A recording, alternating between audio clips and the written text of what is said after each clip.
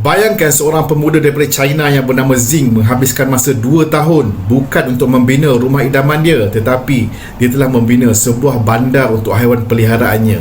Semuanya bermula apabila dia ingin membina sebuah apartmen untuk anjing Shiba Inu dan kucing-kucingnya. Tetapi apabila orang melihat ketelitian hasil kerja dia dengan mini perabot, lampu yang berfungsi serta park yang mengalirkan air, the internet goes wild. Orang kata ini CGI, tapi tak bro, memang semua ni adalah real. Dia bina bilik bawah tanah untuk hamster dia, dan dalam bilik itu ada sebuah lagi bilik kecil untuk labah-labah dia. Dan apabila orang ramai rasa macam tak cukup dengan apa yang dia buat pula lift yang berfungsi. Kemudian dia bina mini robo vacuum dan gaming rooms yang dilengkapi dengan figura anime, collection sneakers dan juga kereta-kereta model. Apartmen ini juga dilengkapi dengan bekalan air yang berfungsi. Tak cukup dengan itu, dia bina pula tempat parking kereta dilengkapi dengan CCTV dan anjing Shiba Inu-nya dijadikan pegawai keselamatan. Tapi persoalannya, apa lagi yang haiwan-haiwan ini perlukan? Sebuah pulau persendirian. Dia kemudiannya membina sebuah pulau yang sebenar dilengkapi dengan air yang mengalir dan latar langit yang dilukis dengan tangan dan tema How to Train Your Dragon.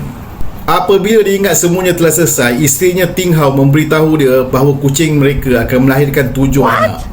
Ini telah merubah segalanya, dan daripada ini lahirlah satu projek yang paling gila dalam sejarah internet, iaitu dia ingin membuat satu bandar untuk kucing-kucingnya dan binatang peliharaannya.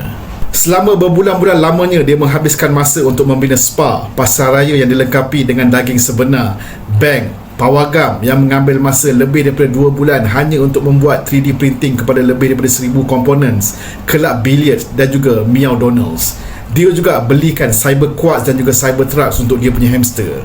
Tapi kemuncak bagi segala kemuncak adalah apabila dia berjaya membina sebuah stesen kereta api bawah tanah yang berfungsi sepenuhnya, dengan platform dan juga pintu kereta api yang dibuka serentak, eskalator yang bergerak, dan dia ambil masa selama 4 bulan untuk membina semua ini. Dia berjaya melakukannya dengan sempurna. Hari ini, Cape Town mempunyai sistem pengangkutan awam yang lebih maju daripada setengah-setengah bandar manusia. Dan apabila dia tanya kenapa dia buat semua ini, dia bagi tahu pada awalnya dia hanya ingin membuat satu projek bagi menarik pelanggan untuk ke kedai isterinya. Tetapi akhirnya dia sedar bahawa ini bukanlah sekadar projek viral, tetapi tentang kebahagiaan. Kerana inilah yang mengembirakan hatinya dan memberi kebahagiaan kepada keluarganya, dan anaknya membesar dalam dunia yang penuh imajinasi dan bukan dalam dunia skrin, tetapi dalam dunia ciptaan ayahnya.